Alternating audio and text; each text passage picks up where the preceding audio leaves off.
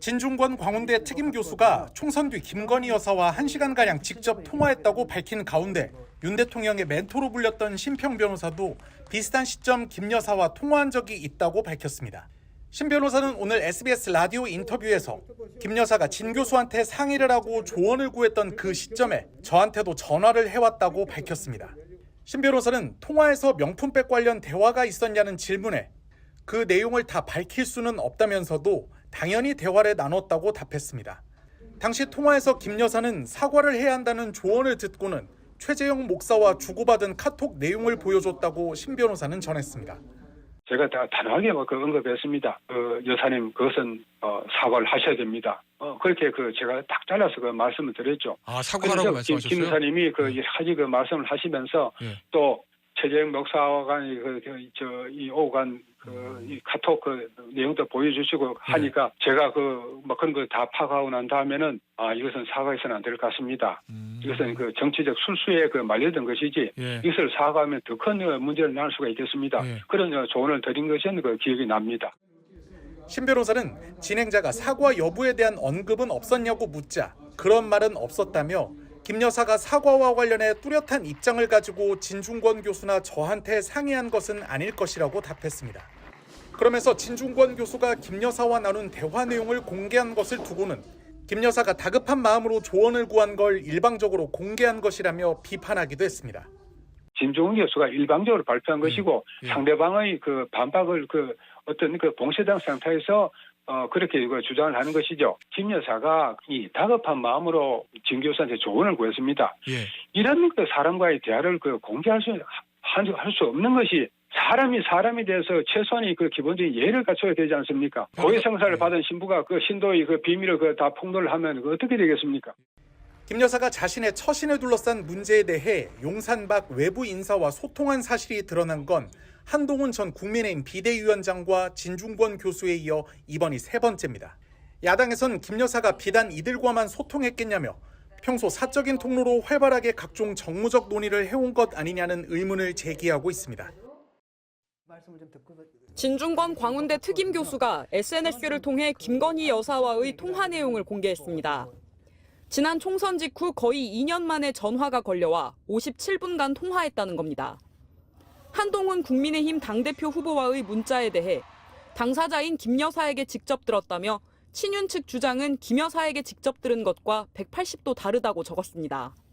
김 여사는 대국민 사과를 거부한 책임은 전적으로 자신에게 있고 그릇된 결정은 주변 강권에 따른 거라 했는데 2달 사이 그 동네 말이 180도 바뀌었다며 사과를 못한 게 한동훈 때문이라니 어이가 없다고 했습니다.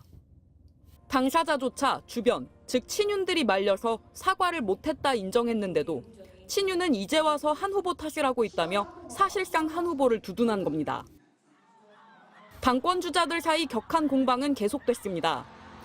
경쟁 주자들은 한 후보를 더욱 몰아붙였는데 심지어 총선을 일부러 졌냐는 말까지 나왔습니다. 절박한 상황에서 혹시 총선을 고의로 패배로 이끌려고 한 게 아닌지까지 생각할 수밖에 없습니다. 저는 이런 다중인격 같은 구태 정치 청산되어야 한다라고 말씀드립니다. 만약에 과거의 허물에 대해서 드러낼 수 있는 용기가 없다면 미래가 없어요. 반면 나경원 후보는 지나치게 격렬한 공방은 자제하자며 한 발 물러났습니다. 구태의 전형을 두 분 다 양쪽 후보 다 보여주고 있기 때문에 양쪽 후보 모두 좀 중단해 주었으면 하는 그런 마음을. 후보자들은 내일 2차 TV 토론에 이어 금요일에는 전통적 지지 기반인 대구 경북 지역을 방문합니다. 김건희 여사의 문자를 둘러싼 공방이 가라앉지 않는 상황에서 지지층 확보를 위한 견제는 더욱 거세질 것으로 예상됩니다.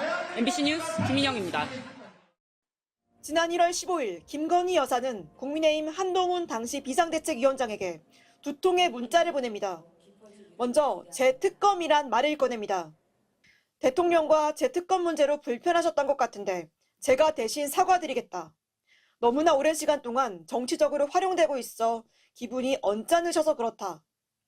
재특검, 즉 김건희 여사 특검 문제로 윤석열 대통령과 불거진 갈등에 대해 남편을 대신해 사과하겠다는 내용입니다.